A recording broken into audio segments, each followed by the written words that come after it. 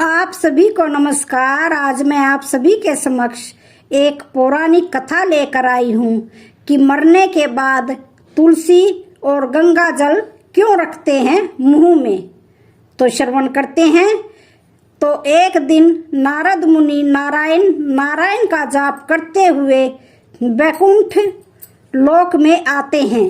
फिर नारद मुनि को देखकर श्री हरि विष्णु और माता लक्ष्मी मुस्कुराते हुए बोले, हे वत्स, आज किस प्रयोजन से वैकुंठ में आना हुआ। तब देवर्षि नारद श्री हरि और माता लक्ष्मी को प्रणाम करते हुए बोले, हे प्रभु, मेरे मन में एक शंका है, कृपया मेरा मार्गदर्शन करें। तब श्री हरि बोले, हे नारद, क्या है तुम्हारी शंका, कृपया मुझे बताओ। तुम्हारी शंका का निवारण करके मुझे बहुत प्रसन्नता होगी। तब नारद मुनि कहते हैं, हे प्रभु, जब कोई मनुष्य मृत्यु के बाद तुलसी पत्र का जल अपने मुख में पाता है तथा रोज तुलसी में जल देने से क्या होता है तथा उस मनुष्य को कौन से फल की प्राप्ति होती है। तब श्री हरि विष्णु जी कहते हैं, हे नारद, तुमने जो प्रश्न पूछा है वह समस्त मानव जाति के कल्याण के लिए बहुत ही अच्छा है। जो भी मनुष्य तुलसी पत्र का जल पाता है वह सौभाग्यशाली होता है। उस व्यक्ति के सारे पाप भी माफ हो जाते हैं और उसे मुक्ति मिल जाती है। फिर आगे श्री हरि विष्णु जी कहते हैं, हे मुनि, तुलसी पत्र के संबंधित में आपको एक पवित्र कथा सुनाता हूँ, आप इसे ध्यान से सुने। तब देवर्षि नारद कहते हैं, हे प्रभु, मैं इस कथा को पूरे ध्यान से सुनूंगा और लोक कल्याण हेतु इस कथा का प्रसार भी करूंगा। तो कथा आरंभ करते हुए श्री हरि विष्णु जी कहते हैं, हे नारद, गंगा तट के किनारे एक भील परिवार रहता था जिसमें 7 भाई अपनी बहन के साथ रहते थे। उनके माता पिता किसी बीमारी के कारण गुजर गए। बहन सबसे छोटी थी और वह मेरी बहुत बड़ी भक्त थी। वह हर दिन सुबह तुलसी में जल चढ़ाती, हर रोज पूजा पाठ करती थी। ये 7 भाई हर रोज जंगल में जाकर शिकार करते थे और जो भी मिलता था उसे घर लाकर पकाकर खाया करते थे। यही उनका नित्य का काम था। और बहन घर के काम करके भाइयों की सेवा करती थी, उनके लिए खाना बनाती थी। फिर एक दिन उसका हाथ एक छुरी के कारण मछली को काटते हुए कट गया। फिर उसके हाथ से खून बहने लगा। तो उसने जब रक्त को दीवार से पोंछना चाहा तो सोचा कि भाइयों को इस बात का पता लगने पर उन्हें बुरा लगेगा। अगर कपड़े से पोंछ लूं तो वह भी उनकी नजर से नहीं बच सकता। इसलिए उसने उस रक्त को मछली की सब्जी में ही मिला दिया। और जब रात को भाइयों ने सब्जी को खा लिया तो वे उंगलियां चाटते ही रह गए। उन्हें वह खाना बहुत पसंद आया।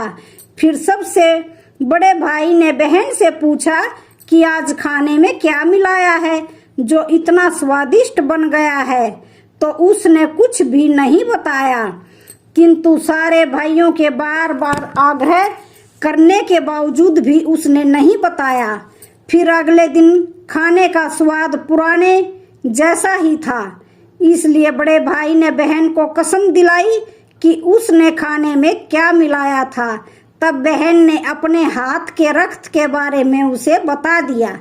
तो फिर श्री हरि विष्णु कहते हैं, हे नारद, बड़े भाई के कुटिल दिमाग में एक बुरा ख्याल आया कि क्यों ना हम अपनी बहन को ही मारकर खा जाएं, क्योंकि उसके रक्त की चंद बूंदें ही इतनी स्वादिष्ट थी।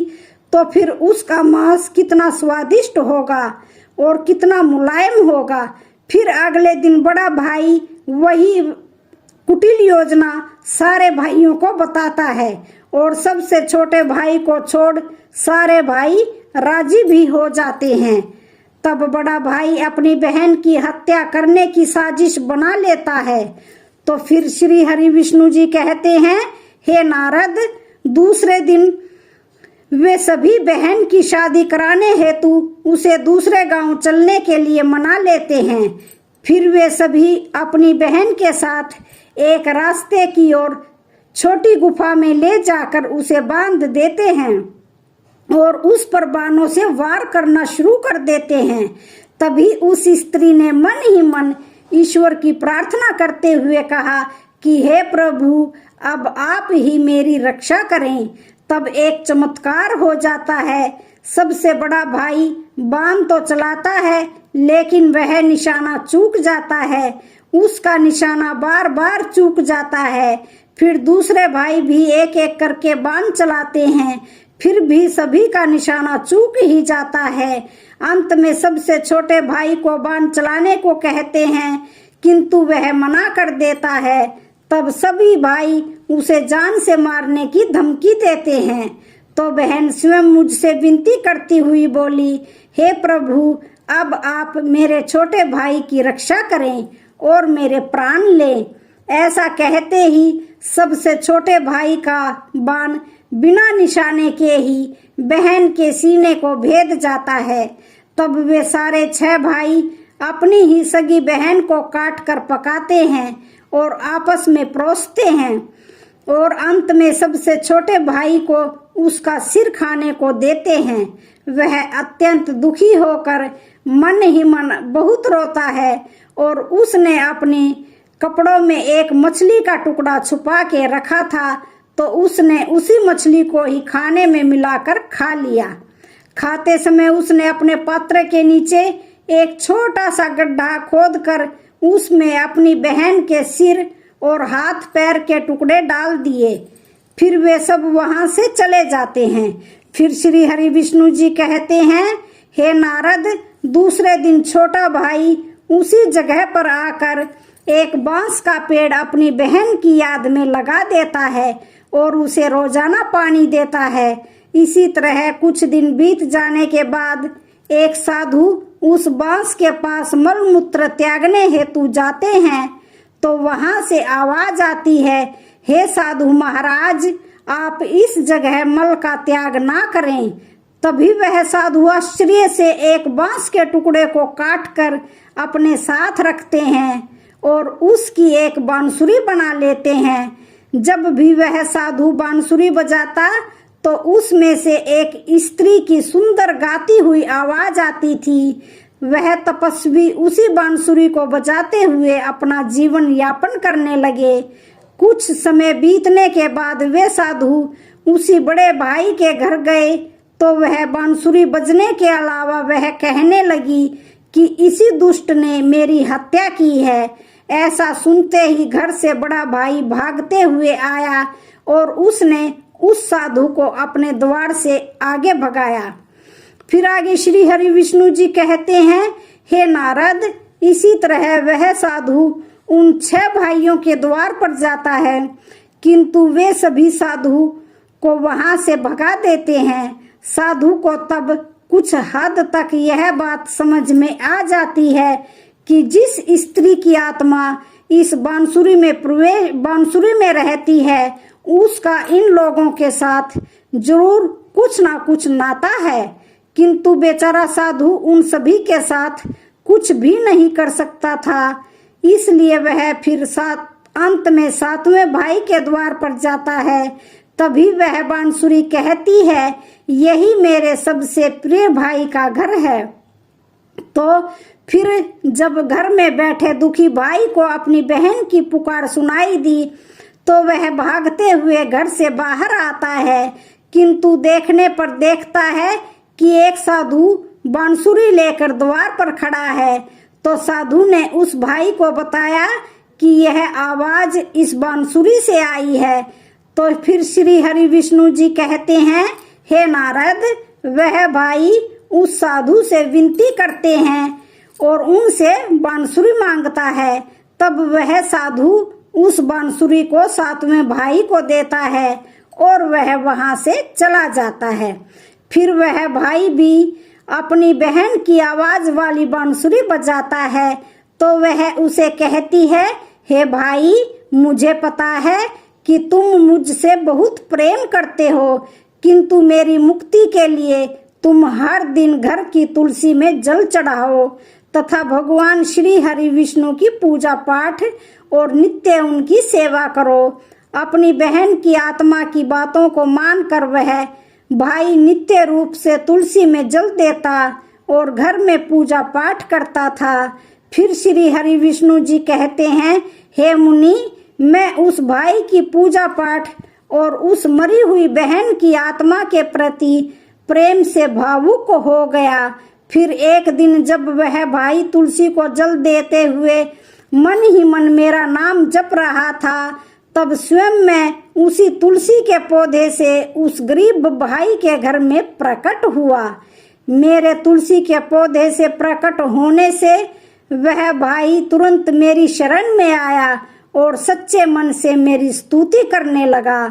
तो फिर श्री हरि विष्णु जी कहते हैं, हे नारद, तब मैंने उस भाई को तुलसी पत्र का जल उस बांसुरी में डालने को कहा और उसने मेरा नाम लेते हुए उस बांसुरी में तुलसी पत्र से जल डाला। तो मेरे आशीर्वाद से उस स्त्री का पुनर्जन्म होकर वह स्वयं उस बांसुरी से बाहर आ गई।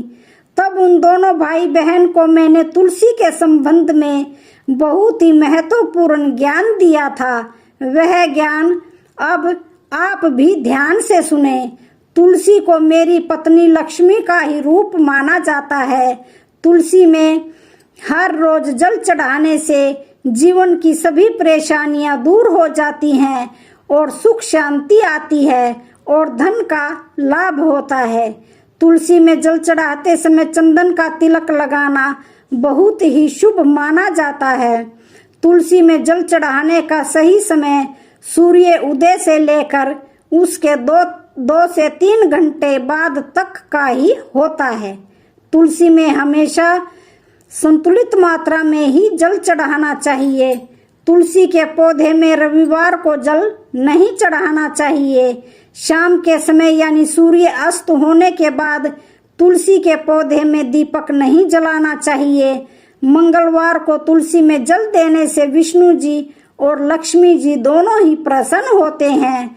तुलसी को अन्य वनस्पतियों में से शुभ और मंगलकारी माना जाता है। रोज सुबह स्नान के बाद तुलसी में जल अर्पित करने से जीवन के दुर्भाग्य दूर होते हैं।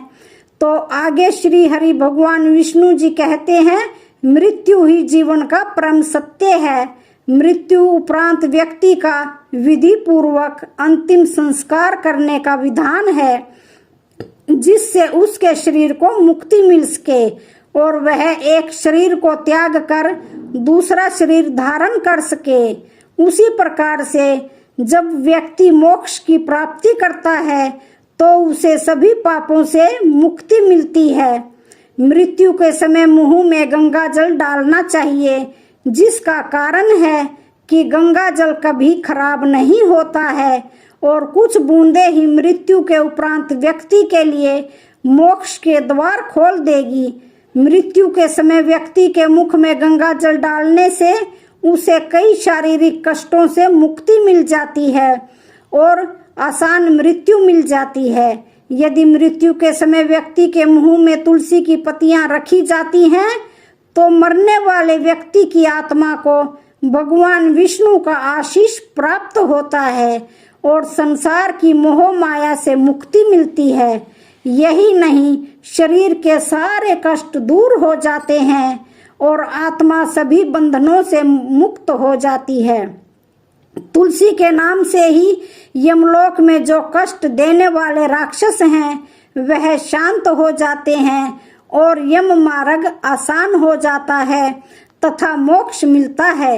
इसलिए मोक्ष के लिए ही गंगा जल और तुलसी का सेवन मृत्यु के समय किया जाता है। तो मैं आशा करती हूँ कि आपको यह कथा बहुत ही पसंद आई होगी। आज की वीडियो का यहीं पर समापन होता है। वीडियो अच्छी लगे तो चैनल को लाइक, शेयर, सब्सक्राइब जरूर करें। धन्यवाद।